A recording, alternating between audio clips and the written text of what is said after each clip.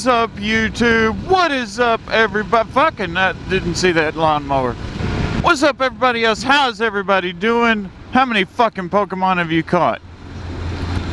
Also, while you're putting that in the description, I want to know, how would this be put? Would it be vomit-inducing, nastiest? I don't know. I want to know nasty fights that you all have been in. I got into off the air. I was talking to Backrow Moto, and there were a couple other people in there, and we got talking about fights and like terrible nights we've had at bars and stuff like that.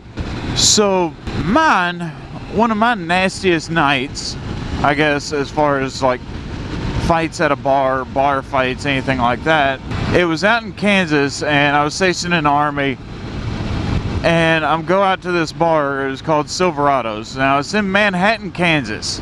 I don't know if it's still there, but there's a little area called Aggieville. I know that's still there, but it's a little bar called Silverados. At the time, it was the only 18 and over bar, and at the time I was under 21. So I'm at this bar. I go outside. I was having a bad day. All I wanted to do was fucking drink. I wanted to get drunk, get fucked up. I didn't care about getting laid, didn't care about anything like that. Did not feel like getting into any fights or nothing. And this dude sits there, he comes up to me, he's like, "Hey motherfucker, come on motherfucker, fight me." I'm like, I don't want to fight you. So he starts all that like pushing and shit. I'm like, dude, I don't want to fight you. I'm just out to drink. That's it. So he keeps on. Ugh, fucking smell around this area of town gets me every fucking time. So he's finally he just squares off, and I'm like, fine, you know, I square off, he squares off, we're both in, you know, our little fighting positions, and he's got his guard down some, so I just jab him, just boop, right in the nose. I don't know how many fights some of y'all have been in, but typically if you get hit in the nose just right, you're going to tear up, you're going to cover your nose and your face with your hands, and you'll back up some. Typically like one step if it's just a jab. So when you back up that one step, your forward foot goes back behind your other foot or your other leg, and that leg is basically exposed, and some of your weight is still on that leg. So in one fluid motion, I jabbed him in the nose and then pivoted my right foot around and brought it up and just put my foot sideways right down on his kneecap and bent his knee backwards. That sound triggered a reaction in my stomach, and I proceeded to vomit on him. The sound of his knee bending backwards was so gut-wrenching that it wrenched my gut, and all of the contents, alcohol, food, because I usually went to, you know, burger joint or whatever before I went drinking, and smashed his leg in. Plenty of witnesses around, and I mean, the police were called eventually. They came over and they're like, okay, well, you know, he started his self-defense, blah, blah, blah, so I was let off. But it was just such a nasty sound. I don't know if any of you all have ever heard, like, a bone breaking. Not the impact of, you know, a person on the pavement or, you know, anything like that, but, like, the actual bone breaking. It is nasty.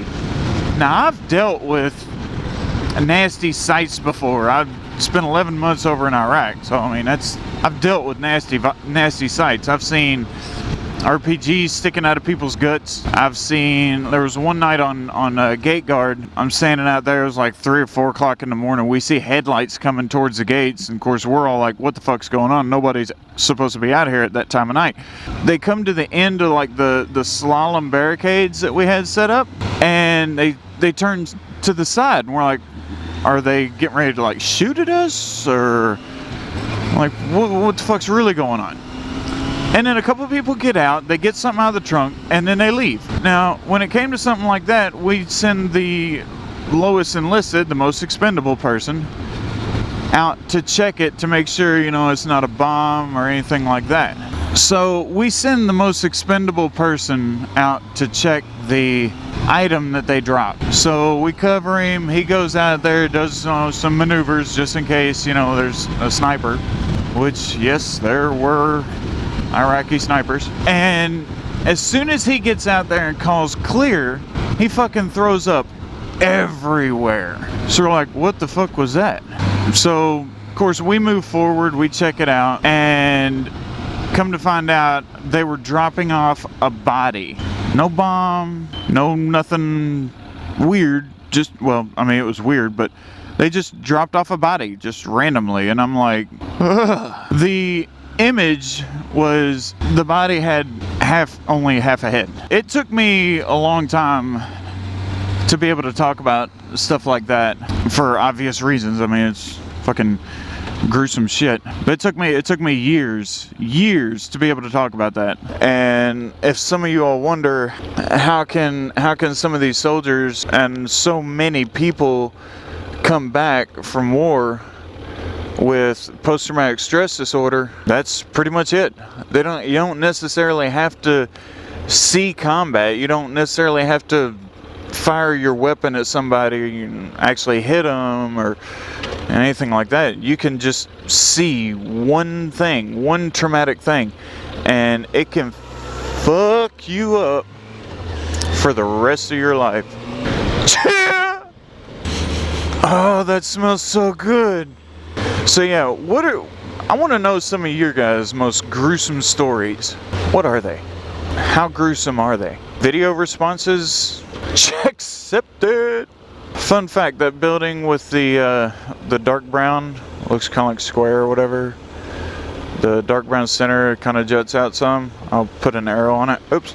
Won an architectural award, and it actually reminds me of the building from the Teenage Mutant Ninja Turtles cartoonish movie that came out a couple years back. What up, guys? Good afternoon. Hey, it's the news again. Why is my idle so far down?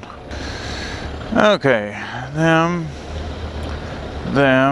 you ran it, and I'll go, and hope I don't fucking get hit by somebody. Bunch of kids running across the street. Good parenting skills beat your terrorist welfare moms. Now that is not to say that all the moms in Beat Your Terrorists are on welfare. As soon as he goes around me, he gets right back on the line. How fucking retarded can you be? The whole reason I'm riding right here is to get you to fucking get all the way over into your own goddamn lane, you fucking retard. Run that red light. Who did it? The fucking bitch that doesn't know how to stay in her own lane did. Oh, I wish that fucking truck would have hit her. That'd have been fucking awesome. I'd have been like, well, she ran the red light. He was just watching the light. I got video to fucking prove it. Now here's something. A lot of you all have said, and you all being even those who haven't commented directly to the videos, you have commented to me through other media or another outlet. You commented that, yeah, the other person may be breaking a law, i.e. speeding on their cell phones. Wow.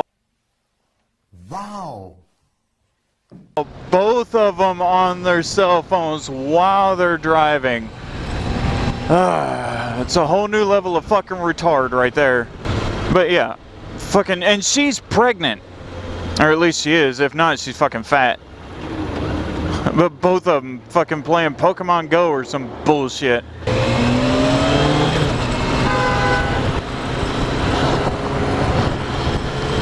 So yeah, I know that I'm, like, if they're speeding, yeah, I'm doing that too, so that I could see how fast they're fucking going. If I get pulled over for it, or if I get a ticket for it, I'm not gonna fight it.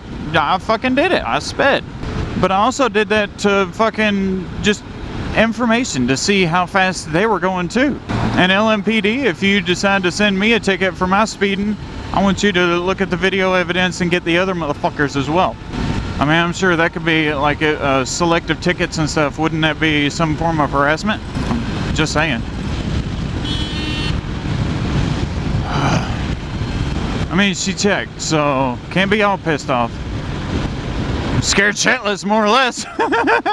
But yeah, I know I speed. I know I will weave in and out of lanes every now and then. I know that it doesn't say verbatim that, you know, lane splitting is legal, but it also doesn't say it's illegal.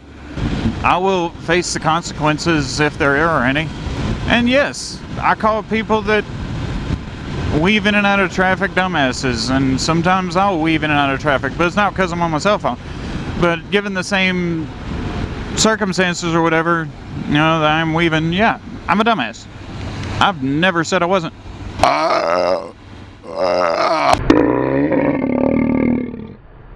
That just sounded weird.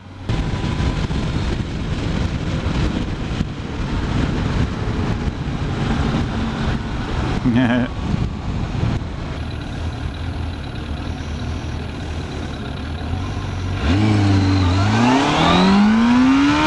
It's sitting back there at that light, and it's like, I mean, are you waiting on something? There's no sirens going off. There's nobody still running the red light or anything. Light screen. Fucking gone. That's one of the worst hospitals in Louisville. It used to be St. Mary and Elizabeth. Now it's still St. Mary and Elizabeth, but it changed to something else for a while, and they changed it back. Really gonna fucking throw trash all over the place? Welcome to YouTube, bitch! Let's see, what does that say? 893 VCM?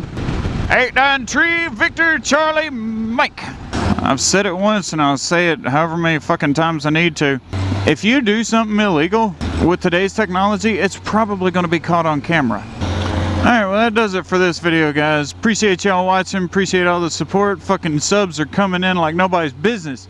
It is awesome. Apparently I'm doing something right. If there's anything that I can change, guys, let me know.